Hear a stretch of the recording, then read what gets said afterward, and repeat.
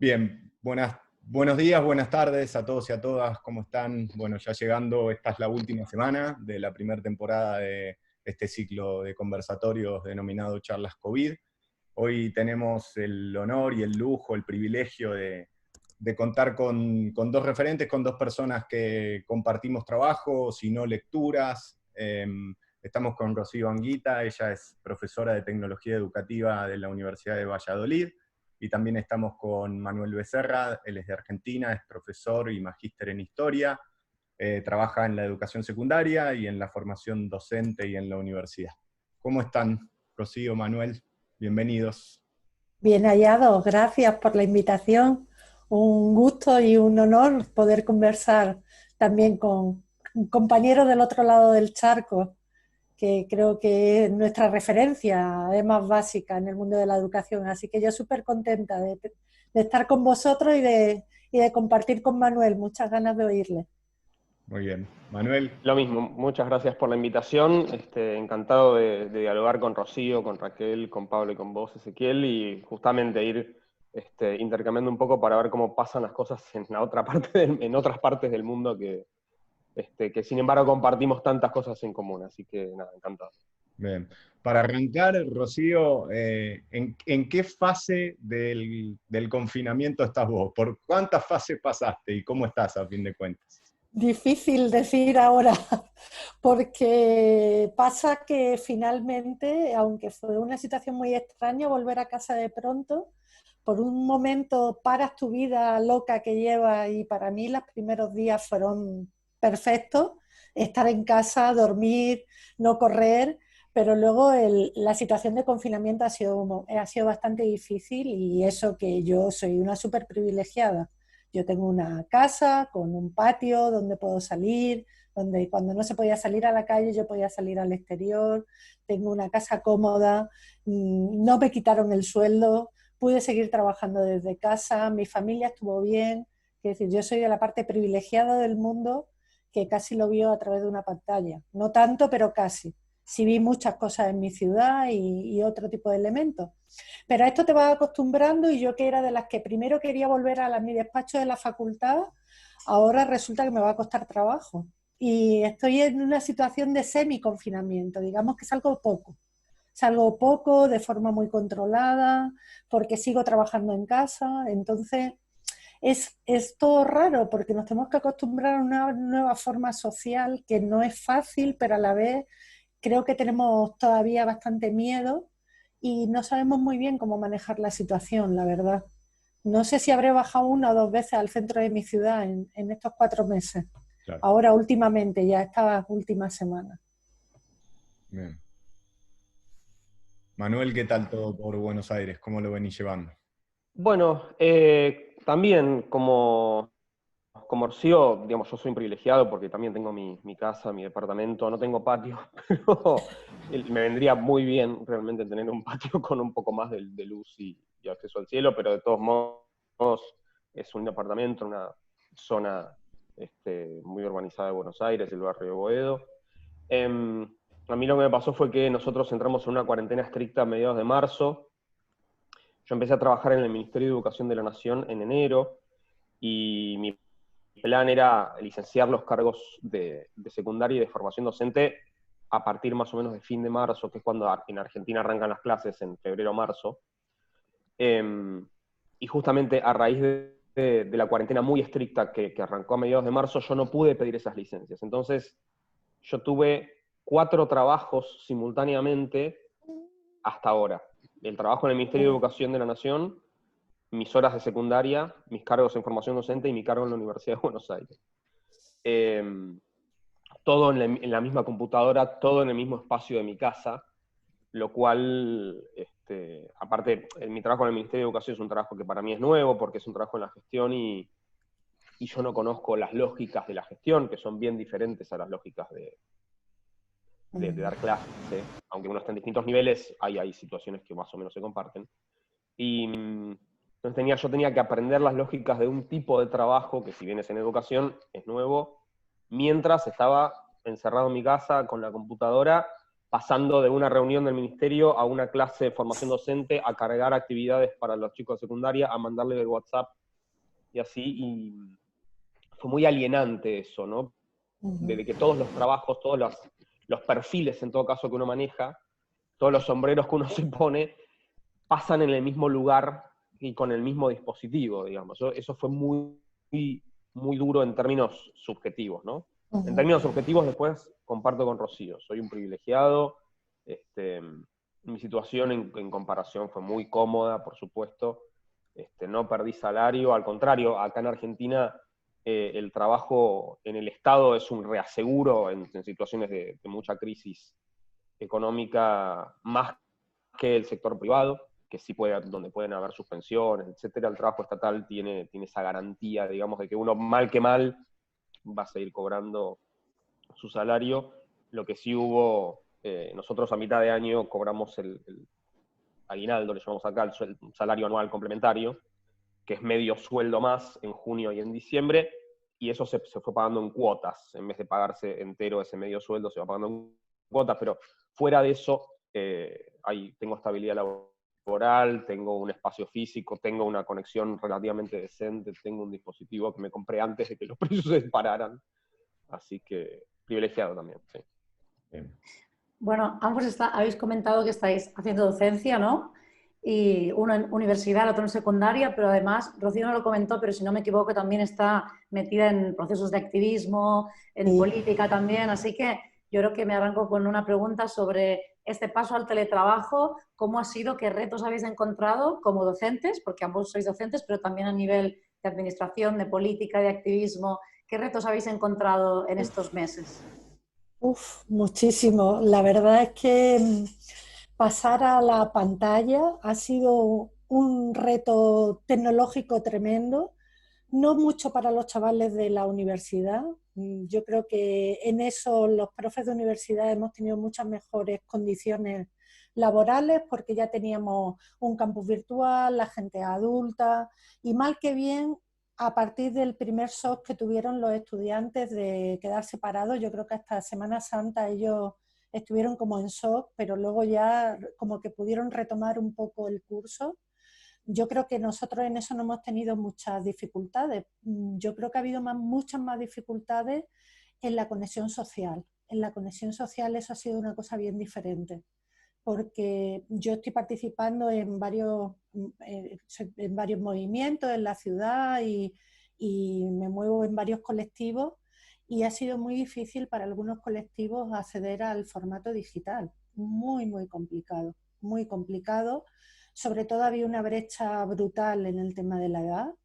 La gente muy mayor lo ha tenido muy difícil, incluso en la ciudad. Yo estoy hablando de una ciudad media que, bueno, la gente que puedes tener un poco alrededor tiene cierto nivel sociocultural. Esa gente la ha tenido muy complicado para poder seguir un poco enganchada a la dinámica social de la ciudad. Y luego ahí, por otro lado, mientras que había una línea de, digamos, de conexión a través de lo digital y a través de las pantallas, también se ha seguido manteniendo, por lo menos en ciudades como esta, que son medianas, no son una gran ciudad como Barcelona, como Buenos Aires, sí que se han seguido manteniendo las redes ciudadanas por debajo. Y eso ha sido súper importante porque nos ha permitido pues, seguir manteniendo las redes para recoger alimentos, para atender a la gente que estaba sola en casa y que no podía salir, mayor y que necesitaba medicinas, que necesitaba alimentos o que necesitaba otro tipo de apoyo, para hacer toda una red a través de los barrios que te permitiera un poco manejar la situación más allá de los servicios sociales que estaban totalmente desbordados y sobrepasados por la situación, sin saber cómo desde lo público poder abordar más de lo que pasaba, porque lo que ha pasado por lo menos aquí ha sido que ha habido un golpe socioeconómico muy duro con la COVID y el encierro. Gente que nunca había pasado por los servicios sociales ha tenido que pasar por los servicios sociales para comer. Y eso es un paso muy, muy complicado para la gente, muy complicado. Nosotros aquí, por ejemplo, hemos estado trabajando mucho. Yo hasta ayer he hecho el último reparto, he estado en un grupo de apoyo por la ciudad para que no hubiera colas de gente que va a recoger comida como hemos visto en otras ciudades, porque nos parecía muy alineante y nos parecía que no era buena idea. Es mejor quedar con la gente, repartir de otra manera, pero no poner a la gente en una cola en medio de la ciudad a pedir alimentos. Yo creo que ha habido un poco esa doble vía, aunque por supuesto la vía tecnológica, bueno, claro, lo que sabemos hoy de las videoconferencias no tiene nada que ver con lo que sabíamos en enero. Creo que ha sido como un boom de pronto y nadie pensó que íbamos a tener estas posibilidades, ¿no? Pero sí que es verdad que ha habido ahí varias brechas que han sido importantes, ¿no? ¿Dirías que la ciudadanía se ha volcado en tu ciudad, por lo menos que lo has podido ver, en disminuir estas brechas, en contribuir a las personas que más dificultades han tenido? ¿Crees que ha habido... Creo que en realidad el tejido social de la ciudad, lo que tiene que ver con los movimientos vecinales sobre todo y con algunas asociaciones y algunas ONG, sin ninguna duda, sin ninguna duda. Yo creo que la gente, una vez que pasó el primer shock, digamos, de qué nos está pasando, enseguida se vio que eran tantas las necesidades que a día de hoy, por ejemplo, mi organización está ayudando a pedir el ingreso mínimo vital porque las trabajadoras sociales de la ciudad no llegan. Entonces tenemos una red de gente que ya sabe hacerlo fenomenal y que tú contactas y te ayudan, porque es que, claro, lo público estaba muy tocado desde la crisis del 2008. Estábamos en unas condiciones realmente muy críticas, aunque estábamos manteniéndonos y parecía que ya empezábamos a salir de esa situación crítica. Pero claro, si tú no sales de una situación crítica y te viene otra crisis como esta, el sector público está bastante tocado, bastante tocado. Y yo creo que ahí la sociedad civil, en ciudades como esta, donde la red es bastante fuerte y está bastante consolidada, ha tenido un papel crítico en apoyar a la gente que lo estaba pasando peor, sin ninguna duda, ¿eh? Buenísimo. Manuel, ¿cómo fue por Argentina? ¿Similar la situación?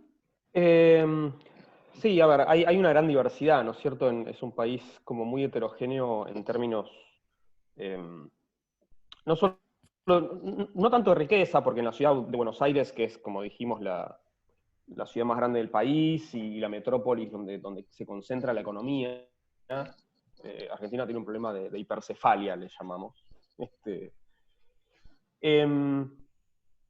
Varía mucho por provincia, varía mucho por zona del país. Argentina, al ser un país federal, bueno, España también, con sus autonomías muy potentes, lo es en cierto sentido.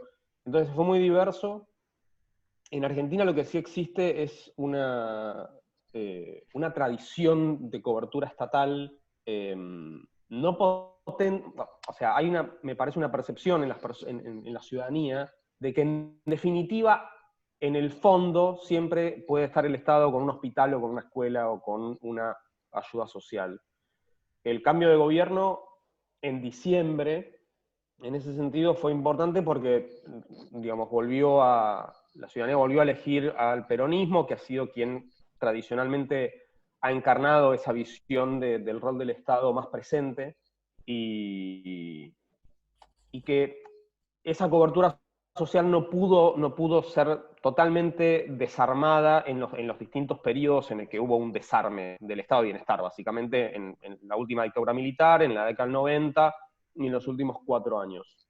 No se terminó de desarmar eso, quedó precario, quedó funcionando en la mínima, pero me parece a mí, esto es algo más de mediano plazo, por supuesto que existe, más allá incluso de los discursos que van en contra de la cobertura estatal, existe una subjetividad de valoración hacia la presencia del Estado en situaciones críticas.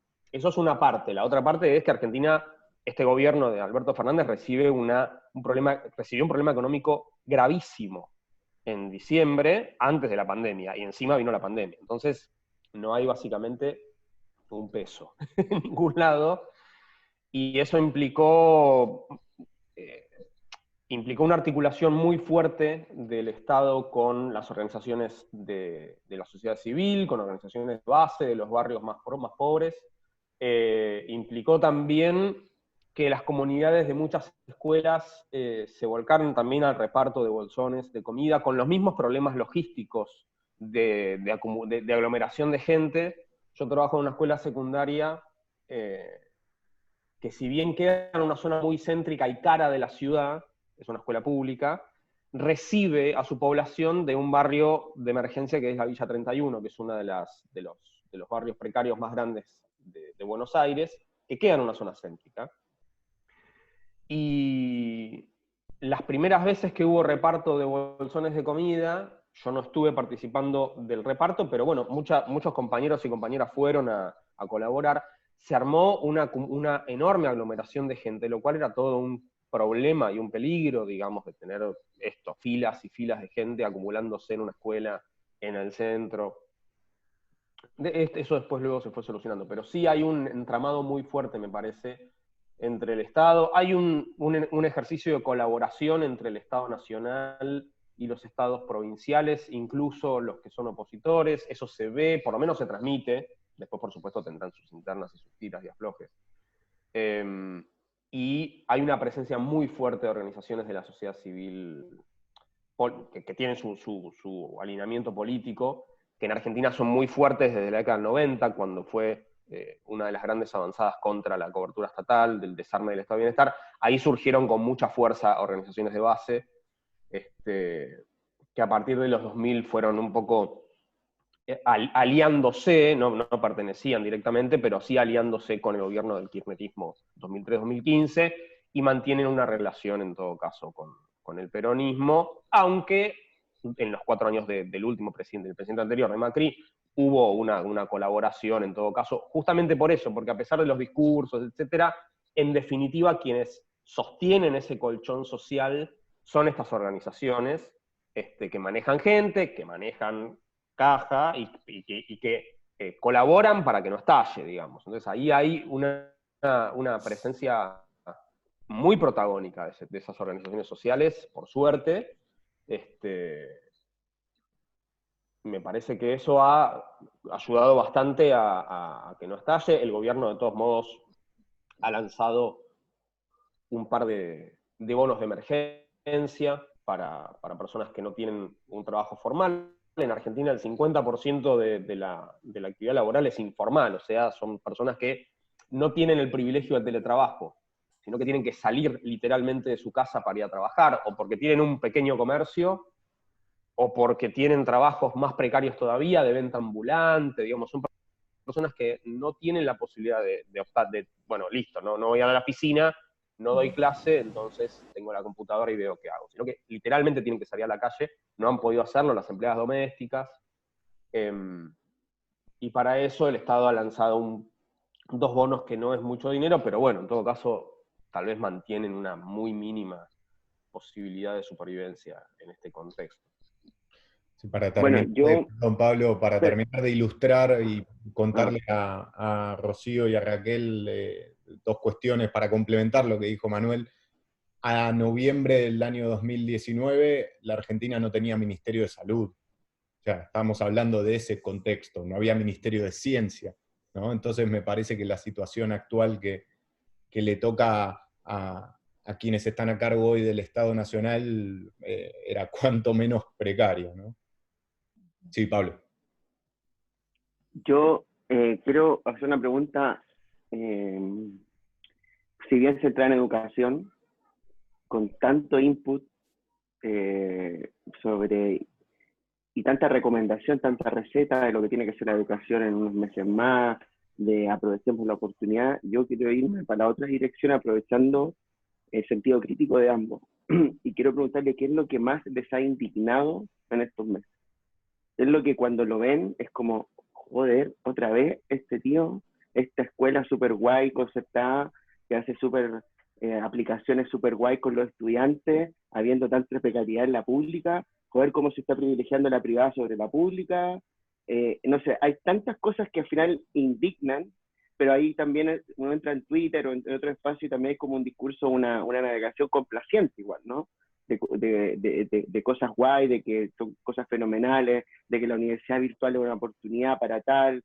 En fin, yo quiero preguntaros qué los tiene indignados, qué les tiene indignados y preocupados. Rocío. Sí, que pensaba que empezaba Manuel.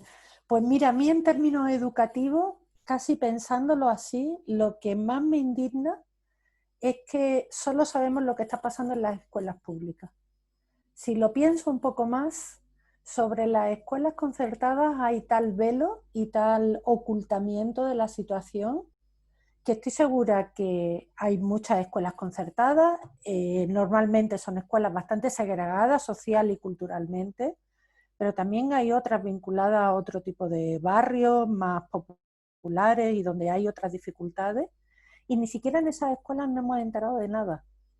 Que decir, han funcionado tal cual como una empresa privada cerrada, donde de ahí no salía ninguna información, ni buena ni mala. Y los profesores y las profesoras de la escuela concertada española, de esta escuela pública que sostenemos, de esta escuela privada que sostenemos con fondos públicos, no hablan. Si se dan cuenta, no están en el debate público de la educación ahora mismo.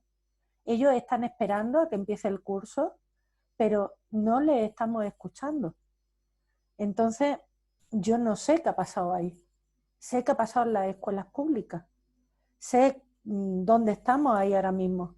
Pero yo ahora mismo no les estoy oyendo ni siquiera la reivindicación de que necesitamos espacios seguros para volver al cole y cómo vamos a armar esos espacios que ahora mismo, si veis, en España esto está totalmente incendiado, y eso que estamos ya en vacaciones prácticamente. La gente de primaria y secundaria ya está de vacaciones, excepto los equipos directivos que les ha caído el marrón de ver cómo armar esto. Y con todo y con eso, en Andalucía ayer, hoy, mañana hay movilizaciones. En Madrid también las está viendo, porque, bueno, porque la vuelta sin recursos y sin poner nuevos medios no va a ser fácil. Pero con todo, no sabemos qué está pasando en una parte del sistema educativo. Y no sabemos porque son opacos totales, porque ellos solo van a sacar lo que la patronal de estas escuelas considere, pero el profesorado está callado y las familias también. Y a mí esto me llama muchísimo la atención, porque no tenemos forma de saber qué está pasando ahí, ni qué ha pasado con esos niños, esas niñas y esas familias. Rocío, antes de pasar a darle la palabra a Manuel, te aprovecho de poner un doble clic, como dicen los argentinos, sobre el tema de alguna preocupación que tú tengas de que en septiembre esta segregación que tú mencionas se extienda, se agudice, o que haya un desprestigio hacia lo público, o que se agudice esta propia forma de gestión más o menos abierta de lo concertado. No sé, en Cataluña este discurso, este debate está pero súper atingente, es decir, hoy en día en el mismo gobierno de la Generalitat se ponen de acuerdo en dar más autonomía a las concertadas o ponerlas en cuanto a elementos y a prácticas de organización, de protección de la salud al nivel de las públicas, ¿no? Por el derecho a la propia autonomía de lo privado, ¿no? O sea, hay un debate político, ideológico dentro del sistema. ¿Tienes algún temor de que en septiembre haya un espacio de fortalecimiento de lo concertado privado respecto y que esto consolide más respecto de lo público, por ejemplo? Sí, sí, yo lo veo claramente, porque las familias ya están percibiendo que donde están los problemas es en la educación pública. Y si se van a una opción de una escuela privada concertada, ahí va a haber menos problemas. Entonces, claro, al final las familias terminan virando hacia ese tipo de oferta educativa. Y realmente aquí, por ejemplo, el debate no está encima de la mesa. Fíjate, yo creo que en Cataluña, digamos que el debate está mucho más avanzado que en un espacio como el que yo estoy, en Castilla y León, porque aquí el debate no existe, se va a dar por hecho. Entonces, claro, si tú no pones más recursos y no pones más posibilidades para las escuelas que están en peores condiciones, aquí se van a dar dos cosas. Por un lado, la diferencia entre la pública y la concertada, pero sobre todo eso va a ser en la ciudad, porque, por ejemplo, la pública rural no va a tener problemas. Yo hablo con profes que son de los pueblos, de las zonas más rurales, estas zonas no van a tener dificultad porque hay espacios, porque hay pocos niños en las clases. Entonces estas zonas tampoco están compitiendo ellos con la red de la concertada, porque en los pueblos no hay este tipo de escuelas. Pero en la ciudad yo creo que vamos a dar un paso atrás muy importante, porque la administración no lo va a dar adelante con la escuela pública. Entonces, claro, ahí vamos, yo creo que la segregación va a ser mucho mayor. No sé si en Argentina Manuel lo ve así también. La dinámica sobre el efecto que esto va a tener sobre la educación pública y la privada. En Argentina, la educación privada, si bien hay distintos actores, el gran actor es la Iglesia Católica. Y es un actor, en realidad, o sea, con el que se conoce la dinámica de la relación Estado-Iglesia Católica, porque es el actor, digamos, que participa mayoritariamente de la escuela privada desde los orígenes del sistema. Eso le da cierta estabilidad al asunto, digamos. Entonces, más o menos se habla, los interlocutores son más o menos los mismos, Estado e Iglesia Católica, y después hay, por supuesto, otros actores, hay iglesias privadas laicas, hay iglesias católicas de otras comunidades religiosas, etcétera, pero mayoritariamente es la Iglesia Católica. De todos modos, el fenómeno que se produce en Argentina cuando se producen grandes crisis económicas, y nosotros tenemos el recuerdo, para nosotros fue mucho más dura 2001-2002, que fue una crisis local, que 2008, que si bien fue una crisis por las políticas contracíclicas un poco que se habían tomado, no impactó como impactó en Europa y en Estados Unidos. Cuando se producen esas grandes crisis económicas, como esta también, en realidad lo que se produce es una migración privada pública, porque la gente no tiene plata para pagar la privada.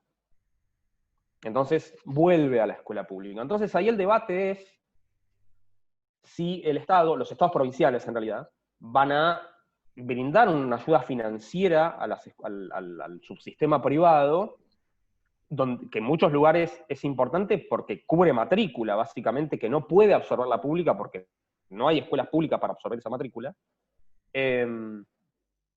Ahí hay un pequeño debate, una tensión que siempre vuelve sobre esto, porque hay escuelas privadas que tienen que cerrar porque la gente no tiene con qué pagarles.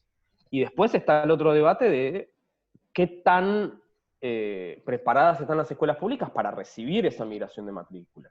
Entonces, ese es el fenómeno que en general suele tener lugar en momentos de crisis económica. De todos modos, sí hay un aumento de la brecha social directamente. Yo, cuando me preguntan sobre la brecha educativa o sobre la desigualdad educativa, digo, acá el problema es social más que educativo. Y dentro de social entra educativo. Porque cuando se producen estas grandes crisis, a la larga quienes estaban bien se mantienen, o en algunos casos incluso mejoran su posición, y quienes no caen y se agranda, digamos, la desigualdad, la brecha social. Y en eso entra la educación. Me parece que la lógica es diferente respecto de cómo se comporta un poco el sistema en España. Lo que sí vi, volviendo un poco a la pregunta esto de que me indigna, en términos educativos,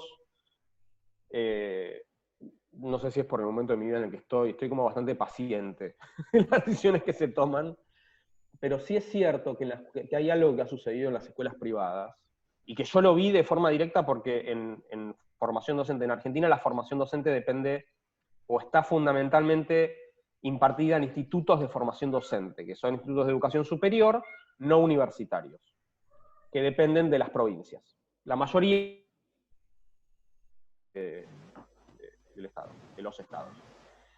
Pero yo tuve un alumno este cuatrimestre que pasó, que estaba trabajando en una escuela privada, y en las escuelas privadas, acá está mi gata, perdón que quiero saludar siempre, en las escuelas privadas que contaban con un público de clase media consolidado, de clase media alta consolidado, o sea, que tenían conectividad, que seguían pagando la cuota, etcétera, etcétera, había sometido a sus docentes a un régimen de trabajo brutal, de clases diarias y de actividades permanentes. O sea, fue como muy duro eso que pasó, mucho más que en la escuela pública, donde tal vez hay una percepción más unificada, de decir, bueno, vamos a estar cubriendo los baches que se producen con los pibes que nos llegan, entonces nos comunicamos por WhatsApp, hacemos un intercambio tutorial con nuestros compañeros y compañeras para ver qué pasó con este chico que no se conectó, con esta chica, tal, se estuvo contagiado, entonces estuvo aislada la familia en un hotel, etcétera, etcétera. O sea, todo eso empezó a aparecer en la pública y quedó claro que el encuentro sincrónico no era lo más relevante en esta coyuntura en las escuelas públicas. Lo más relevante era ir a buscar a los pibes que no se estaban conectando, y a los pibes que no se estaban conectando, y qué pasó ahí. Lo cual, en el esquema este que nos había mandado Ezequiel, es interesante porque una de las oportunidades fue, bueno, volver a pensar en los pibes que no están en la escuela.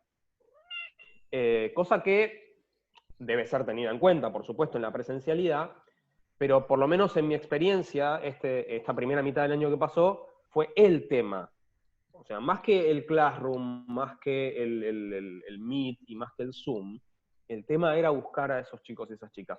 Eso no pasa en la escuela privada, entonces a mí me da la impresión como que se trató de seguir aparentando cierta normalidad educativa. Bueno, no hay presencialidad, entonces tienen clase de Zoom todos los días. Y los pibes estaban detonados en sus cabezas, y sus familias estaban detonadas, pero también las familias reclamaban que eso era continuar con el vínculo pedagógico. Y que había que darle mucha atención a los aprendizajes que tenían. Yo no sé qué tanto pueden aprender de lo que aprendían los chicos y las chicas en este contexto, porque realmente es tan disruptivo el escenario que puede haber puede haber una puesta en escena de una actividad cuasi áulica, pero no está sucediendo eso. Y muchas escuelas privadas, consolidadas económicamente y con familias y con un público también económicamente sólido, intentaron hacer eso sobre las espaldas de sus docentes, por supuesto quienes estaban cobrando lo mismo que antes, y con una sobrecarga descomunal de trabajo, teniendo que reformular toda su propuesta, por supuesto. En la pública hicimos lo mismo, pero de nuevo, había, me parece a mí, ahí, en términos de la relación patrón-empleado, con el Estado la relación es mucho más, hay mucho más margen de maniobra de parte de nosotros como docentes, cuando la patronal es el Estado en la escuela. En la educación privada, no. O sea, si vos no respondés, te despiden. Cosa que en el Estado no se puede hacer, y menos en este contexto. Pero en la privada te despiden. Entonces nadie iba a arriesgarse a discutir con los dueños de la escuela privada porque le parecía que tenía una sobrecarga laboral, porque te despedían, básicamente. Entonces, ahí hay efectivamente una especie de agujero negro, sobre todo derechos laborales docentes, que es otro tema, porque digo, dentro de las cuestiones que se nos plantean a nosotros a los docentes, este contexto debería generar en los sindicatos la discusión de los derechos laboral digitales. ¿A dónde van todos los datos que yo estoy volcando de mis alumnos y míos en el Google Classroom? Por eso va Google. ¿A dónde van los datos de Zoom? ¿A dónde van los datos de Meet? ¿A dónde van todos esos datos? Bueno, eso está privatizado. Entonces, ahí hay una discusión, primero, en términos de la conectividad, y de quién brinda la conectividad, porque además esos docentes, por supuesto, la infraestructura era del docente. La conexión a internet la pagaba el docente, la computadora era la computadora del docente, la casa era la casa del docente. ¿Quién paga esa infraestructura? Eso es una discusión. La otra discusión es qué pasa con todos estos datos. ¿Qué pasa con la conectividad? Entonces, esas son discusiones laboral digitales que los sindicatos deberían empezar a plantear, y donde más duro fue eso, fue efectivamente en las escuelas privadas en Argentina.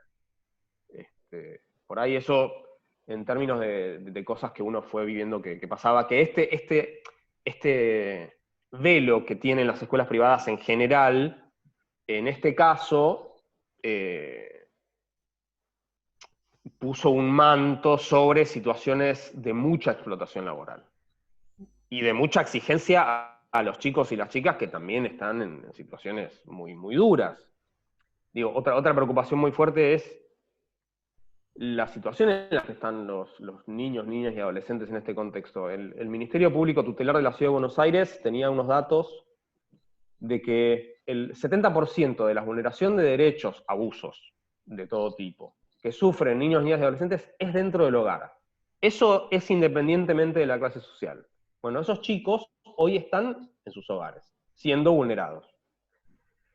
La escuela es el espacio donde muchos de esos episodios se tramitan. O sea, uno detecta, por esta intuición que existe en los docentes y en la propia institución de la escuela, detecta que hay una vulneración de derechos. Comunica, arma un protocolo, y eso se tramita en otras instituciones del Estado. Bueno, eso no está sucediendo ahora. Uno no puede detectar que un alumno cambió su conducta o no puede generar el espacio para que venga un chico y te diga, o no le puede ver un moretón a un nene.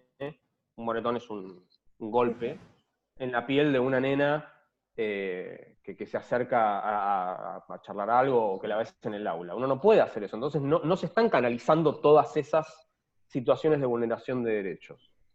Y eso es un problemón también. Porque eso va a caer con muchísima fuerza en los momentos de presencialidad que empecemos a tener, de manera bimodal, escalonada, como sea que se arme, que ya, por supuesto, hay distintas variantes posibles. Y eso es una preocupación muy fuerte que aparece en todo esto, ¿no? Y, de nuevo, si se pretende una puesta en escena de continuidad escolar, más que pedagógica, escolar, con chicos que, repito, la violación de los derechos de niños, niñas y adolescentes no está separada por clase social, eso sucede en todas las clases sociales. Si uno ve eso, y sabés que los chicos, en muchos casos, están siendo víctimas de vulneración de derechos, y aún así le pones un régimen de Classroom todos los días, es muy alienante también para ellos, en este contexto de modo estamos todos alienados, ¿no? Sí, totalmente. Manuel, a partir de esto que decís, me parece que de costado de lo último, me parece que está la tensión entre tecnologías digitales y la educación, y me gustaría preguntarles a ambos sobre algo que venimos viendo en las charlas, que quizás es ir un poquito más para atrás y volver a recuperar quizás una pregunta acerca del sentido de lo escolar o de la educación, o puntualmente de la escuela, ¿no? Esto que decís vos bueno, que estamos alienados, la educación privada a través de Google Classroom y en las escuelas públicas tratando de hacer un intento para continuar, para garantizar la continuidad pedagógica.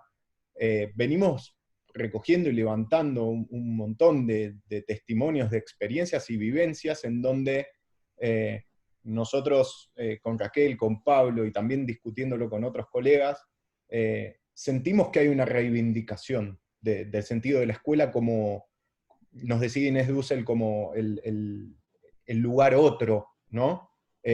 Frente a, previo a la pandemia, tanto discurso, y acá te lo linkeo con lo tecnutópico, ¿no? Porque muchas veces venía desde ese lugar, el lugar de que la escuela se podía reemplazar por tecnología. Y ahora tiro la pregunta, que muy personal.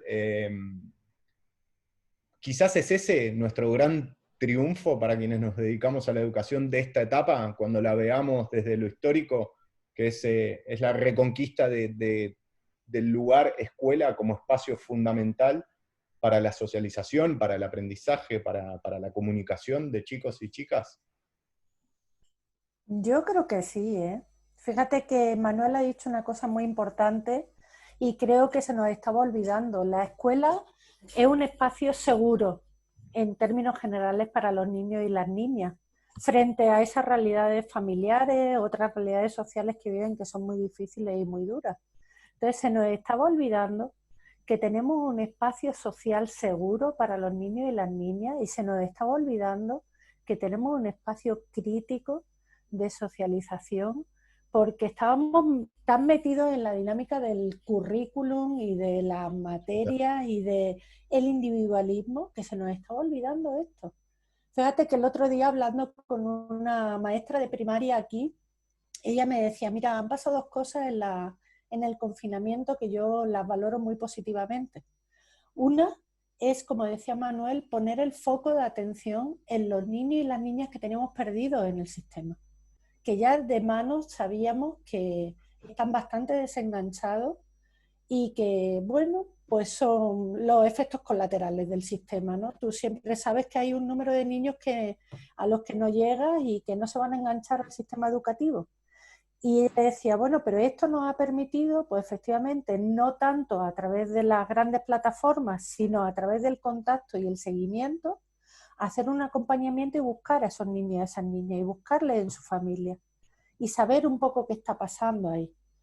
Y por otro lado, ha permitido a los maestros y a las maestras contactar mucho más directamente con las familias que, por lo menos en España, tienen un papel muy, muy subsidiario en el proceso educativo de los niños y las niñas, porque las escuelas no les dejamos espacio, pero también porque, bueno, entienden que ellos no tienen un papel relevante ahí que jugar.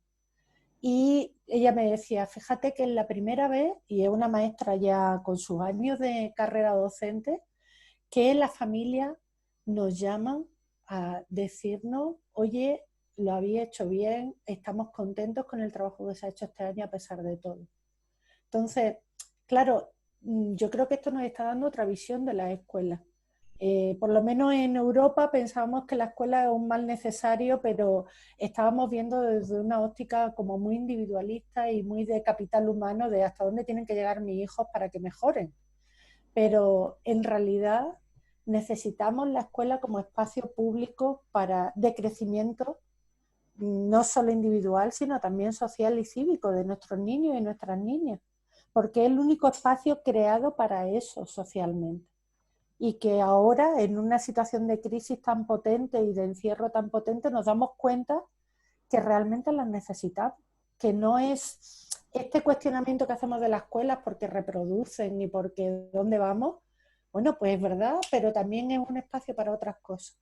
Probablemente la única oportunidad sea pensar cuánto peso le vamos a dar a estos otros elementos educativos necesarios a partir de ahora. Yo en esto soy pesimista, porque en sistemas educativos tan cerrados y tan verticales y tan contundentes como el español, es muy difícil salirse del currículum, pero también sé que cuando nuestros niños y nuestras niñas lleguen a la escuela en cualquier modalidad de las que se vayan a implementar, sea por una hora o sea por un día sí día, ¿no? La principal preocupación de las escuelas no va a ser el currículum. Eso también, creo que esa es una de las grandes lecciones que nuestro profesorado ha aprendido en este proceso, que estábamos todos tan centrados en el currículum, en nuestra materia, por dónde vamos con los exámenes, la evaluación, el debate que hubo en España. ¿Os acordáis en el mes de mayo sobre cómo íbamos a evaluar a los niños y si se daba el aprobado general o no? Yo es que alucinaba, decía, pero ¿de qué estaremos hablando? O sea, tenemos a los niños encerrados en casa haciendo cada uno lo que puede y el debate es si los vamos a pasar de curso o no. En vez de saber, el debate es si esto si por lo menos hemos vivido razonablemente y si esto nos ha servido para aprender algo. Quiero decir, probablemente el único toque de atención que tengamos sea este, ¿no? El intentar sobrepasar en alguna medida el currículum formal e irnos hacia lo que realmente importa de la escuela. Luego, si queréis, hablamos del otro debate sobre cuál es la finalidad de la escuela, que también se ha puesto encima de la mesa con mucha potencia, por lo menos aquí en España, que es el papel de custodia de las escuelas y de elemento clave en la conciliación familiar y laboral de las familias, que es otro debate más y que se ha puesto encima de la mesa desde el feminismo justamente por todo lo que significa el cuidado de los niños y cómo eso tiene que solucionarse de una forma social y tiene que solucionarse un poco entre todos, ¿no? Pero bueno, yo no sé si veo por ahí un poco que hemos retomado el papel histórico y clásico de la escuela, ¿no? Manuel. Me pasa con, no, bueno, con esto que decía Rocío de del feminismo, bueno, estaba el planteo de Kollontai, ¿no es cierto?, de socializar la crianza. Y en un momento yo le pensé, bueno, la escuela es eso en definitiva, es también eso. O sea, es una red institucional de crianza socializada en definitiva. Tiene una parte de eso. También es interesante que, al ser un gremio predominantemente femenino, eso también termina recayendo en las mujeres, efectivamente. Pero eso se puso efectivamente sobre el tapete. O sea, pasan muchísimas más cosas en la escuela, además de que los chicos tienen que aprender estos contenidos, este currículum. En Argentina el sistema educativo no es tan vertical y contundente. Hay niveles de autonomía más o menos amplios en términos, autonomía de hecho, más que de iure, digamos, porque es un sistema conservador. Ese conservadurismo, conservador en términos de cierta reticencia a transformaciones muy contundentes en términos de la enseñanza, en términos pedagógicos, etc. En Argentina un gran debate de los últimos 15 años, 20, es la inclusión en el nivel secundario. Porque en el secundario, pensado para las élites, bueno, desde hace unos 20 años, legalmente desde hace 14, pero desde hace 20 más o menos, empiezan a entrar todos y todas los niños y las niñas, y eso es toda una discusión sobre eso. Y ese conservadurismo implica que esa discusión sea lenta, fuerte, pero lenta. Entonces, ese conservadurismo en general ha permitido rechazar también las soluciones mágicas y ponerles un filtro muy fuerte de mediación. O sea, así como rechaza o matiza las cosas positivas, también rechaza y matiza las cosas negativas, digamos, de cuando vienen transformaciones y bueno, ahora hay que hacer esto. Eso funciona como un doble juego y es interesante, por lo menos en la escuela argentina. Pero efectivamente me parece que se ha puesto sobre la mesa este papel, más allá de la cuestión de la ingeniería social y del espacio de cuidado de la minoridad mientras los adultos producen. Más allá de eso, toda esta cuestión de sociabilidad y de acceso a un segundo horizonte cultural y social, esto de encontrarse con otros y con otras, y encontrarse con otros temas de discusión y encontrar, en todo caso, agentes calificados para determinados temas de discusión.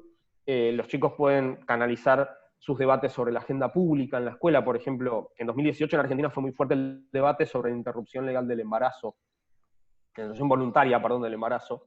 En el Congreso finalmente la ley no salió, pero se abrió un debate público muy fuerte, y había un montón de chicos y de chicas que era la primera vez que tenían ese debate, que se les presentaba ese debate, y la escuela era un espacio seguro.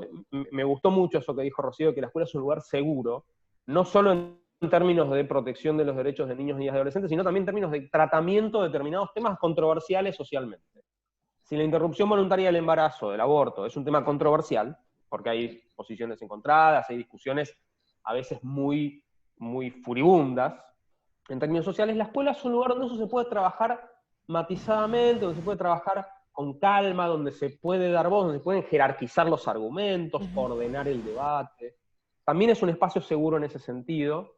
Y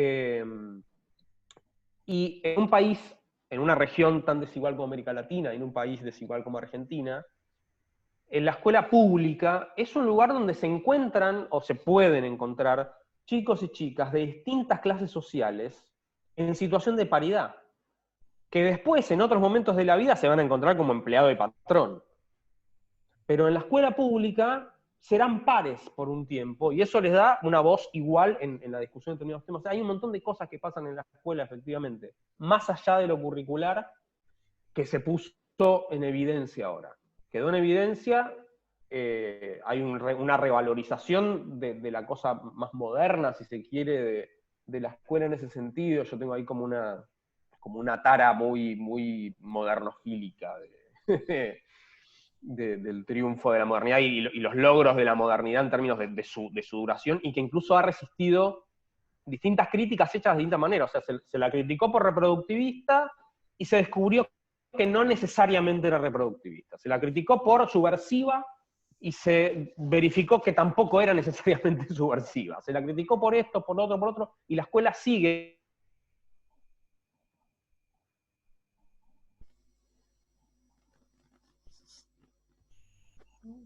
¿Es él o soy yo?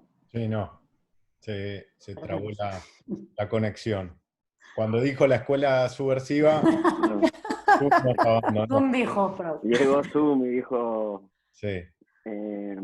Bueno, mientras se recupera su conexión, no sé si Rocío querías agregar algo en esta línea o vamos con otra pregunta. Bueno, yo creo que es importante porque esto es Ahí el está punto Manuel. donde, mira, ahí está Manuel, el Me punto caí. donde las escuelas pueden, yo creo que el sistema escolar lo teníamos como muy cuestionado porque a la élite en realidad ni les quita ni les pone, quiere decir, es un sitio por donde hay que pasar, pero no le agrega valor sociocultural. En cambio, como dice Manuel, en la escuela pública sí hay valor sociocultural agregado, porque hay a gente a las que le abre otras ventanas al mundo y hay una forma de convivir y de socializar que solo se va a poder producir ahí, que no se produce en ningún otro espacio social, ni en la calle, ni en el trabajo, ni en otros espacios, digamos, comunitarios, donde al final no hay esa mezcla de gente, ¿no? Que es un poco lo que Manuel planteaba, ¿no? Sí, fíjate que estuvo defendiendo a la escuela pública y Zoom le tumbó la conexión. Ahí estás, Manuel. ¿Querés retomar ahí la idea? No, bueno, y un poco volviendo a tu pregunta, una de las cosas que así más malvadamente me generó satisfacción es que un montón de grandes gurúes así que tenían así la posta del futuro, esto va a ser así y se va a caer todo, están balbuceando. O sea, no saben cómo analizar el fenómeno que está pasando porque se les quemaron todos los papeles. En Argentina decimos así cuando se te quemó la biblioteca. No tenés marco para analizar esto. Quienes tenemos marco para analizar esto somos los que siempre defendimos tal vez los aspectos más modernos de la escuela. Entonces ahí, bueno, sí, esto se valoriza, esto es una oportunidad de transformación, tal vez pensar nuevas combinaciones curriculares, puede ser una oportunidad para repensar cómo se organiza el currículum, y pensar en todo caso las dinámicas de la sincronicidad y la asincronicidad como una forma de pensar incluso la presencialidad. Hay una serie de elementos que permite repensar la escuela en toda esta coyuntura, pero no tiene nada que ver con lo que nos dijeron que iba a ser el futuro. Nada que ver. Y eso me llena bastante de satisfacción, debo decir. No daré nombres, por supuesto, pero es muy interesante ese fenómeno. Como quienes hablaban del futuro hasta hace 6 meses ahora están callados cuando el futuro llegó de una manera muy imprevista, ¿no? Raquel, me permite un inciso, un doble clic pequeño. Es que hace unos días, 2 conversaciones atrás, hablamos con Boaventura de Sousa y nos decía una cosa muy interesante, ¿no? Que él le llamaba la atención toda esta, focalizada en la escuela, pero también en la universidad, nos decía todos estos inputs que hay hoy en día, sobre todo que vienen de instituciones que han apostado activamente por la educación online, por la digitalización, pero hace décadas, ¿no? De plantear que la universidad tradicional, como la conocíamos, la escuela tradicional como la conocíamos, ya ha quedado atrás, este hecho lo ha demostrado, ¿no? Y que ahora la nueva configuración de la institución educativa, ya sea secundaria o superior, debiese seguir algunos lineamientos que ya son propios de la propia trayectoria de estas instituciones digitales virtuales, ¿no? Aquí en España hay varias, ¿no? Pero en todas partes del mundo. Y Boaventura decía, imagínate si en la escuela, porque por ejemplo en Latinoamérica muchos de los movimientos sociales surgen en la escuela, en secundaria, no en superior. O sea, en Chile, por ejemplo, casi todo el activismo social surge en enseñanza media. En el movimiento de los pingüinos, por ejemplo, que fue uno de los movimientos latinoamericanos de estudiantes más importantes del siglo pasado, o bueno, de comienzo de este siglo y también del siglo pasado, porque venía de la dictadura, es un movimiento secundario en sí, ¿no? Y Boaventura decía que hubiese sido, o sea, ¿cómo podemos esperar que haya el nuevo mayo del 68, nuevos movimientos sociales si vamos a tener la universidad online, ¿no? Si la reducimos, y la educación, si la reducimos solo a la enseñanza, aprendizaje virtual, que evidentemente hay muchas herramientas muy guay, pero es después de clase donde el profesorado con el estudiantado se toman el café, o donde los estudiantes se juntan afuera y conversan de que anoche me violaron, anoche me pegaron, anoche me hicieron esto, no tengo cómo venir mañana a la uni, ¿qué voy a hacer acá? Es cuando empieza como un poco a activarse todo, y todo eso termina en una transformación social. Es decir, este propio sentido de la pregunta que quería rescatar de buena manera Ezequiel, nos pone como en el tapete esta necesidad de defender ese espacio de la institución educativa, más allá de ser un espacio de enseñanza y aprendizaje, ¿no? Sino un espacio de construcción de la realidad social, como dice vuestro compatriota García Canclini. No, era solamente esa reflexión base, dejo a la Raquel. No, yo escuchándoos, quería preguntaros, porque tengo la sensación, y con todo lo que habéis contado, ¿no? que muy a menudo la escuela y especialmente los centros de secundaria se convierten en una burbuja, ¿no? Y el currículum que tenemos ahora precisamente es como que blinda, ¿no?, esa burbuja, y no es habitual trabajar estas temáticas que están saliendo en este diálogo, ¿no?, en la escuela. Y como decía Pablo, además, en la Universidad de Barcelona nosotros hemos identificado que esto no solo pasa en la escuela, también pasa en la universidad. Muchas veces nuestras estudiantes nos comentan cómo las desigualdades de género, el colonialismo, no lo hemos puesto encima de la mesa, pero me hacíais pensar también en todos los jóvenes extranjeros que están viviendo, al menos en Cataluña, en una situación que ni me la imagino, porque era uno de los temas que estábamos hablando más antes de la pandemia, y ahora dónde están estos chicos, dónde están estas chicas. Estamos hablando de los temporeros, ¿no?, que están trabajando en unas condiciones letales, ¿no? Y todas estas temáticas, ¿dónde quedan en la escuela? ¿No? Es un tema en la escuela y en la universidad. Tal vez en primaria, bueno, es un reto trabajarlas, pero también podríamos, pero sí tenemos constantemente esta conversación que vuelve una vez y otra más, y en esta charla creo que tiene mucha presencia, ¿no?, que es este papel de la escuela como transformadora social también, ¿no? Entonces, ¿cómo creéis, os imagináis que podríamos traer estas temáticas a secundaria y a la universidad? Bueno, en primer lugar, si creéis que están, porque tal vez no coincidís conmigo y consideráis que sí que se trabajan, o si las trabajáis vosotros mismos, ¿no?, en secundaria y universidad. Si se trabajan o no, y después cómo podríamos llevar el currículum hacia esta perspectiva más social, más crítica, más transformadora. Es que no se trabaja mucho, ¿eh? Yo creo que en España, por lo menos, donde el currículum en la secundaria es tan duro, es tan bancario, tan estructurado en materia, hay iniciativas en los institutos de secundaria, pero es verdad que no termina de calar en el sistema porque el currículum es demasiado duro, por un lado, y por otro lado porque realmente ese debate que están teniendo ahora en Argentina sobre cómo incluir a los chavales en una educación que era para las élites, que era la educación secundaria, aquí ese proceso se hizo a principios de los 90, pero todavía arrastramos una parte de ese proceso. Y es que el profesorado de educación secundaria es un profesorado que es muy bueno curricularmente hablando de su materia, pero no tiene apenas formación psicopedagógica. Y eso para tratar con chavales de 12, 13, 14, 15 años es una catástrofe. Es una catástrofe porque tú no sabes quién tienes delante y no tienes herramientas pedagógicas para salir adelante.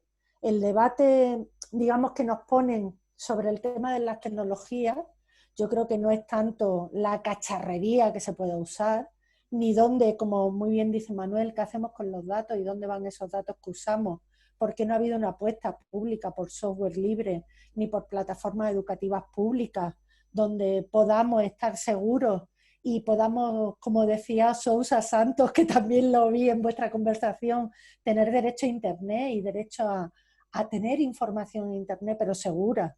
Y eso debieran tenerlo todas nuestras escuelas, pero más allá de eso, el problema es cómo estamos pensando que nuestras escuelas van a sobrevivir si seguimos en ese currículum tan bancario y tan duro, cuando las preocupaciones y el mundo de nuestros chavales, adolescentes y jóvenes es otro, y donde ese debería ser el sitio para construir otras herramientas para ese mundo que ni siquiera atisbamos. ¿Quién pensó que nos iba a pasar lo que nos está pasando? no lo pensó nadie. Como dice Manuel, a muchos se les quemó la biblioteca, pero la biblioteca es suya y la de al lado. Pero eso mismo debería ser nuestro objetivo fundamental con los jóvenes, que la escuela les diera herramientas para pensar en un futuro que ni siquiera estamos imaginando. Eso no pasa por no abordar contenido, y contenidos clásicos que son necesarios y que además todos sabemos que valoramos esos contenidos culturales o contenidos de conocimientos que hemos acumulado, pero eso no puede ser el centro de la educación, por lo menos de la educación obligatoria. Si me decís la educación universitaria, creo que en una medida tampoco, porque no solo estamos para formar profesionales, estamos para formar gente que piense y gente que le dé solución a los problemas que tiene el mundo y que tiene la vida y que tiene la sociedad. Y eso de diferentes ámbitos. Pero estamos como muy marcados, por lo menos en Europa, y lo que yo veo aquí es que estamos demasiado marcados por ese camino. Y tan marcados por ese camino que es difícil. Yo a veces digo de broma, pero creo que es bastante en serio. Yo tengo en casa ahora una adolescente que acaba de salir de la enseñanza secundaria, y a veces pienso cuántos años van a durar más los institutos de secundaria en nuestro país en estas condiciones sin que los jóvenes le metan fuego, de verdad. O sea, es aburridísimo. Se aburren como ostras. Es terrible. 6 horas sentados en una silla. No sé si la pandemia nos va a sacar de esta idea. A mí me gustaría. Pero lo que nos tenemos que dar cuenta es que esto tendría que ser una herramienta para pensar y para darle a esta gente herramientas de futuro, ¿no? Y desde luego debería ser pensando y trabajando de otra manera el currículum. Yo creo que sí que se hacen cositas, pero a veces son anecdóticas, a veces son voluntariosas. En el sistema educativo español, en el público, es muy difícil mantener equipos de trabajo del profesorado, muy, muy complicado, con lo cual los centros ahora mismo tienen un nivel de profesorado interino del 40, del 50%. Pero si tú la mitad de tus profesores cada curso se mueve y llega nuevo al centro, es muy difícil mantener, digamos, un proyecto de centro razonable donde sepamos más o menos hacia dónde vamos, donde puedas comprometer a determinado profesorado. Es muy complicado en estas condiciones. Y no sé si la verdad es que estoy bastante escéptica con nuestras administraciones educativas, porque veo que son 17 y no veo muchas diferencias entre las 17, pero no veo que esto se lo estén planteando, ¿no? No lo sé. Antes de que conteste Manuel, aprovecho, Rocío, para hacer un comentario respecto a lo que planteás. Me parece interesante poder ser concretos y me parece que fue provocadora tu pregunta: ¿cuánto van a tardar los jóvenes en prender fuego las escuelas? Tremenda. Nosotros estamos realizando una investigación en 5 países de América Latina, se llama Blatam, sobre habilidades digitales y brechas de contenido en escuelas públicas. Y uno de los primeros diagnósticos o resultados que tenemos es esta fuerte desconexión entre lo que se enseña en las escuelas y las realidades, las distintas realidades de los jóvenes. Ahora, también nos estamos preguntando, que me parece, y ahí hago el puente y lo dejo contestar a Manuel, que me parece que es súper tensionante también el hecho de que las expectativas de las y de los jóvenes cada vez están más determinadas por los medios digitales que consumen. Entonces, que la escuela tiene que pasar a enseñar, por ejemplo, en distintos focus group han salido que los jóvenes querían tener herramientas para saber editar videos o fotos porque quieren ser youtubers, con un claro interés de monetizar, ¿no? Como con una connotación muy de mercado atrás. Súper complejo, o sea, mi aporte no es un hallazgo, sino más bien es seguir problematizando algo que es súper cierto, o sea, conectar la escuela, sobre todo la pública, con los intereses de chicos y chicas, pero por otro lado, esos intereses cada vez están más determinados por el mercado. Manuel, ¿qué hacemos con todo esto? Bueno, le escuchaba un poco a Rocío, y en Argentina el currículum en secundaria, o sea, está el diseño curricular, pero justamente a partir de estas tradiciones del trabajo más aislado que tenemos los docentes de secundaria, y comparto esta dificultad de organizar un proyecto institucional cuando tenés una planta que va y viene, una planta de docentes que va y viene. Pero yo no diría que el problema es el currículum en Argentina, porque en realidad, dada esa cultura institucional, cada docente de secundaria cierra la puerta y hace básicamente lo que quiere.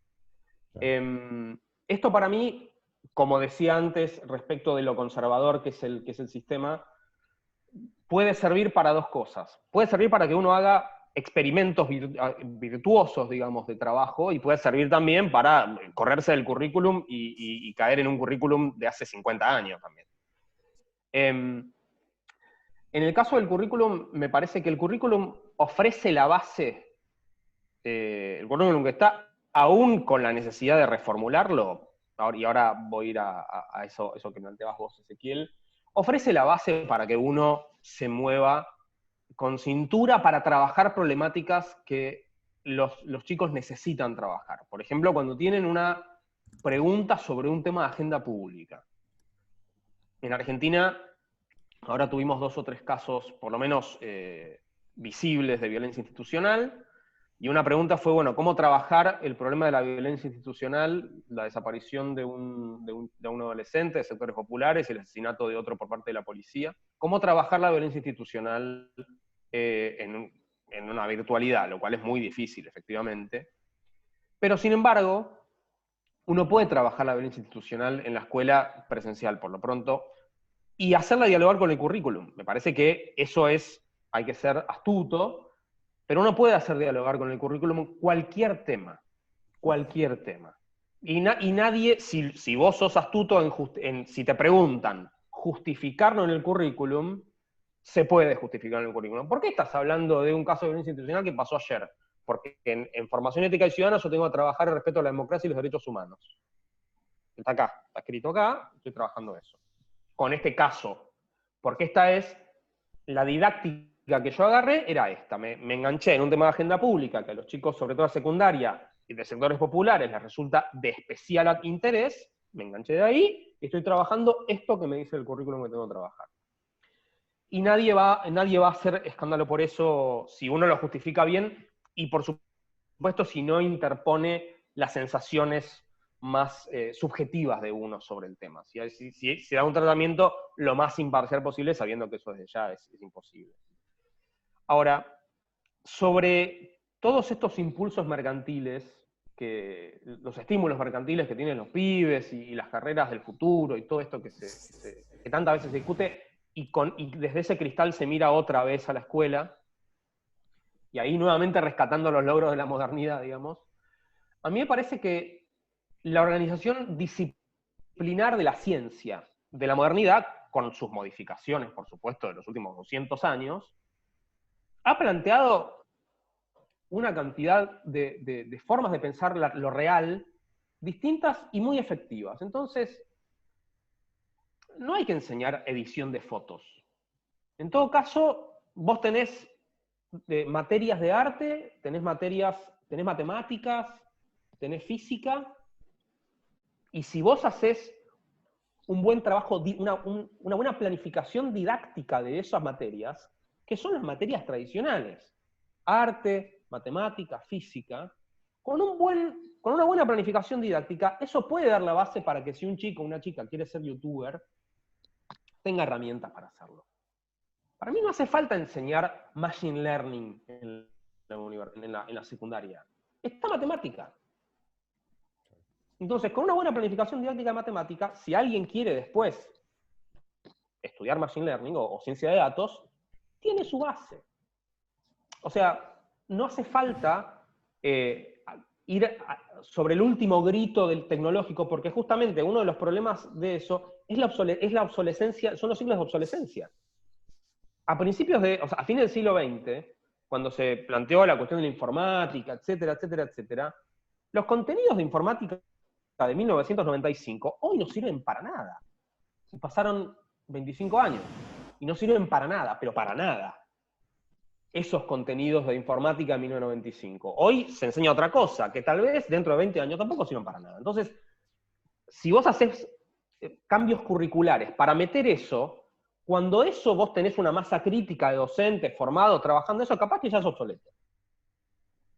Entonces, yo vuelvo a las disciplinas modernas, no para que se enseñe por materia, porque también se pueden hacer distintas combinaciones, se puede enseñar por problema, o sea, se pueden hacer otras cosas curricularmente y didácticamente, pero vuelvo a eso, si tenemos este repertorio, para mí alcanza.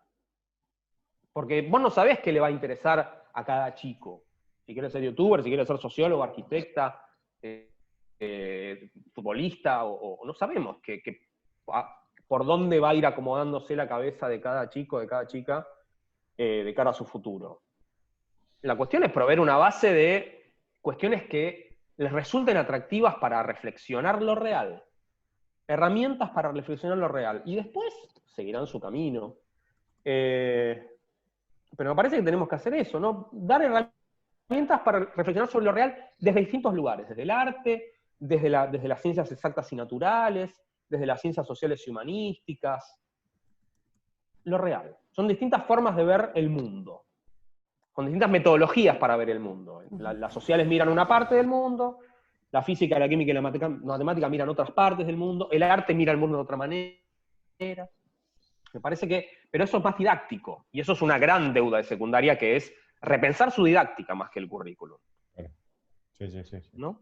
Bueno, yo antes de terminar, porque llevamos 1:15, o sea, ya les hemos quitado el 30 minutos de lo que habíamos comprometido, pero ha sido una instancia de mucho aprendizaje. Le agradezco enormemente en nombre de Ezequiel y Raquel que nos hayan proveído de vuestras inquietudes, saberes, reflexiones, penas también, incertidumbres, porque todo es parte de esto, ¿no? De instarnos a pensar. Pero antes de irnos, yo igual quiero darles la oportunidad, en un minuto cada uno, dos, algo breve, de profundizar en dos temas que durante la charla vosotros dos dijiste que os interesan, ¿no? Y que en realidad, más que denunciar, quizás plantear alguna reflexión final sobre, por ejemplo, el tema de la conciliación que decía Rocío, que creo que es algo importante porque se ha dado, o sea, en cierta medida lo hemos vivido con nuestros propios espacios,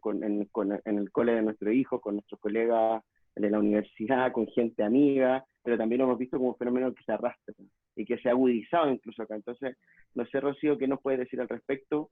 Y a ti, Manuel, te iba a plantear lo del currículum, pero ya con esta última respuesta me mataste con la pregunta, porque ya lo diste todo, pero en general también darte este espacio para profundizar en aquella idea que tú consideres relevante dejar como prescrita para reflexiones futuras. Rocío. ¿Empiezo yo? Sí. Bueno, pues yo creo que dentro del movimiento general que ha habido en España, y yo creo que más allá, ¿no?, de poner en la agenda pública algunos temas que el feminismo venía trabajando durante tiempo. Eso aquí se ha producido además también porque ha habido un salto generacional muy potente y porque las mujeres jóvenes empezaron a implicarse en la agenda pública y a salir a la calle. Y eso a la vez fue una alegría, pero fijaros qué debates hay ahora mismo en el feminismo en España con el tema de la identidad, el género. Tenemos un lío súper potente, súper bonita la discusión, pero bueno, ahí está, ¿no? Pero yo creo que ha puesto la discusión también en términos sociales en otros sitios, esto de la pandemia, porque esta discusión sobre el tema de la conciliación laboral y familiar era un tema como menor, que se venía arrastrando, pero que no estaba en el centro de la agenda pública, hasta que un día los niños se quedan en casa. Y ese día nos damos cuenta de qué es lo que está pasando aquí, ¿no? Y de cómo podemos abordar más allá del tema de las personas mayores, que creo que sí que estaba más en la agenda, porque nosotros somos un país muy envejecido y tenemos problemas, y desgraciadamente la pandemia nos ha puesto bien patentes los problemas que tenemos con el cuidado de las personas mayores y todo lo que está pasando ahí. El otro problema ha sido el cuidado de los niños y las niñas. ¿Y qué papel tiene la escuela en todo esto? Si habéis visto, ha habido incluso movimientos de profes que han reivindicado que nosotros no somos cuidadores, que nosotros no estamos para cuidar a los niños, nosotros estamos para enseñar. A mí me llama la atención, porque se olvidan de toda la parte. No es que tú no seas cuidador, es que tú estás trabajando con niños y niñas y más allá del trabajo docente, estás haciendo un trabajo educativo. A mí cuando alguien me dice en la universidad de yo vengo a enseñar, no vengo a educar, le digo, pues mira, aquí no hay sitio para eso, y menos en una facultad de educación, porque independientemente de las materias y de lo que tú quieras, aquí esto es un espacio educativo en su más amplio sentido y en el sentido de la modernidad que decía Manuel, que yo creo que ese sentido lo estábamos perdiendo y hay que rescatarlo.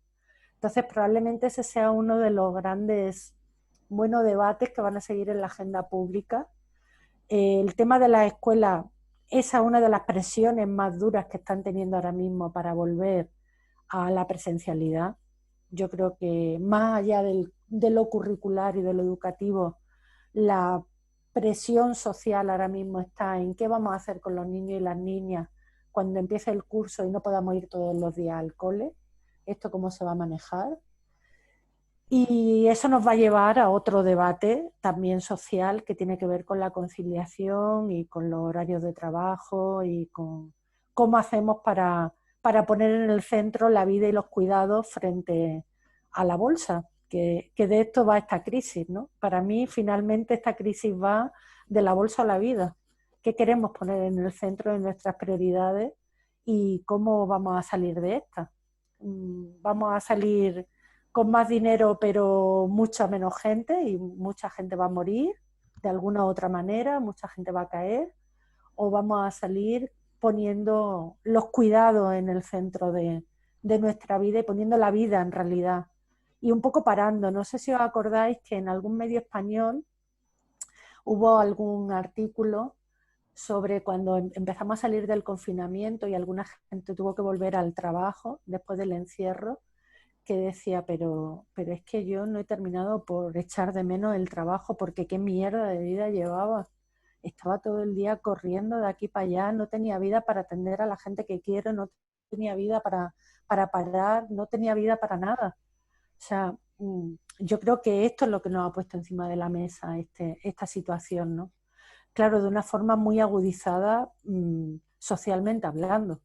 Realmente la gente que está en situaciones más precarias, pues la gente que lo está pasando peor y que le vamos a dar peor salida también, ¿eh? Porque otra gente vamos a ser unos privilegiados que finalmente vamos a poder hacer combinaciones múltiples de trabajos online y presenciales y vaya usted y pregunte en qué andamos el curso que viene, ¿no? Pero yo creo que es uno de los grandes debates que se han puesto encima de la mesa, que ya estaban ahí, pero que socialmente no eran como vistos como una necesidad tan grande como ahora lo estamos viendo, ¿no? Y no tengo una solución, como creo que en el movimiento feminista no hay una única respuesta a casi nada, ¿no? Es un movimiento tan plural y tan potente que permite tener múltiples visiones de los problemas y ya veremos, ¿no? Pero es un gran reto y un gran reto para los estados y para las coberturas sociales de los estados y de las empresas también, que van a tener que empezar a pensar en otros términos, por lo menos en cómo está estructurado el trabajo aquí en España, ¿no? Probablemente en otros sitios hay sistemas más informales y se ha ido avanzando un poco más en esos estilos de trabajo más flexibles, pero aquí en España sabéis que el tema de la presencialidad es durísimo, durísimo, y el tema de los horarios más duro todavía. Aquí hay horarios infinitos y más allá, y probablemente este sea uno de los debates que vamos a tener que poner encima de la mesa entre todos, entre los que también está la escuela, como no podía ser de otra manera, claro. Gracias, Rocío, muy interesante como siempre. Manuel. Sobre el currículum, ¿no? Me preguntabas. Bueno, es que No, era no. el currículum, pero que lo diste todo antes del currículum, entonces lo que quieras plantearnos como reflexión final, como énfasis. No, bueno, me parece que una oportunidad tiene que ver con repensar el currículum, sobre todo en secundaria, para corrernos de lo disciplinar enciclopedista, que es como estaba armado, digamos, porque también está armado así el trabajo docente y también está armada así la formación docente. Yo soy profesor de historia. Y en esto de que los chicos dialoguen con el mundo real y los alumnos dialoguen con el mundo real, me parece que tenemos la oportunidad de pensar nuevas formas de armar de combinar el currículum, a mí me resulta atractiva la idea de problemas. Argentina es un país que tiene su motor económico es el agro, ¿no? La producción agropecuaria. Eso es lo que genera divisas en Argentina. Entonces, a mí me parece que un problema podría ser problemas del modelo agroindustrial en Argentina, por ejemplo, en secundaria, ¿no? Ahí entra historia, geografía, matemática, física, química, o sea, y ahí entra todo. Ese puede ser un problema, por ejemplo. Me parece que por ahí la oportunidad que tenemos en términos curriculares, dada esta situación, es de empezar a pensar el currículum de manera que dialogue de manera más directa con lo real y con problemas acuciantes de lo real. El modelo económico en Argentina, que es algo que no se resuelve hace 50 años, 46, 44, 45 para ser más exacto, desde el golpe de Estado del 1976, en Argentina no puede resolver cuál es su lugar concreto en el mundo, cuando está claro que la agroindustria es el motor. Pero sin embargo, no se termina de resolver eso. Bueno, eso es un problema con el que hay que dialogar, con el que los alumnos está bueno que dialoguen, desde distintas materias. ¿Cuáles son los aspectos económicos de eso, estadísticos? ¿Cuáles son los aspectos ecológicos de eso? Y ahí cruzas química, física y geografía. ¿Cuáles son los aspectos históricos de esto? ¿Cuáles son los aspectos de ética ciudadana sobre eso? Hay un montón de... Me parece que se podría empezar a pensar en esos términos. Tenemos la oportunidad, tal vez eso no requiera necesariamente una modificación de la formación docente en Argentina, porque uno puede seguir siendo profesor de historia, geografía, matemática, biología, e ir hacia una reflexión más integral sobre un problema, para no dar un problema en abstracto, digo, para no trabajar temas abstractos, que en todo caso después, si un chico quiere ser historiador, estudiará en la universidad de historia y se dedicará a el reparto de la tierra en la Alemania del siglo XIII, digamos, que, bueno, cosa de él. No tenemos por qué enseñar eso, quiero decir, en secundaria, si a alguien realmente no le interesa lo más mínimo, pero sí mostrar que cada una de estas materias que nosotros trabajamos, cada una de estas áreas de conocimiento que trabajamos, dialogan permanentemente con lo real. Tal vez eso implica una pérdida de especificidad disciplinar concreta. Y sí, uno no va a enseñar la transición del feudalismo al capitalismo, que es central, si uno es profesor de historia, es central tener una idea sobre eso. Bueno, tal vez no vas a enseñar eso, tal vez vas a enseñar cómo desde la historia se pueden pensar determinados problemas que tienen que ser pensados, porque si uno quiere formar ciudadanía también, que es uno de las funciones de la escuela, y hay que pensar problemas que son problemas que están estallando ahora. En historia, por ejemplo, yo hago mucho énfasis, después de mucho tiempo de práctica de ensayo y error, el siglo XIX argentino, que es el momento en que se independiza de España, la discusión que se abre es la forma de organizar este país que ya no depende de España. Y hay 70 años de guerras civiles. Y ahí hay una discusión que es entre dos modelos a grandes rasgos de organización del Estado argentino, y enseñar eso, con la excusa de enseñar el siglo XIX argentino, en realidad da la pauta para entender una serie de problemas que tenemos hoy en Argentina, que por ejemplo, cómo se reparten los impuestos en Argentina, se llama la coparticipación federal. Ahora que el Estado Nacional tiene que repartir parte de lo que recauda impositivamente entre las provincias, y eso es una discusión siempre. Porque nunca están todas de acuerdo, porque es una ley vieja. Digo, me parece que hay que pensarlos por ese lado. Repito, eso implica una pérdida de especificidad disciplinar, pero tal vez en este contexto en que todo ha volado por el aire, y solo en ese aspecto, porque después, como bien dijo Rocío, después está la cuestión de la organización del trabajo docente en la institución, por horas, y la dificultad de hacer eso. O sea, vos empezás a trabajar un problema y de repente se te va un docente, viene otro que viene de otro lado y no sabe más. Bueno, después están esos problemas, por supuesto, que no estoy metiendo en la variable porque son más complejos. Me parece que tenemos algunas oportunidades para pensar algunas cosas de lo curricular y lo didáctico, bastante interesantes. Sí. Bueno, Manuel, Rocío, Os queremos dar las gracias y cerrar aquí la charla.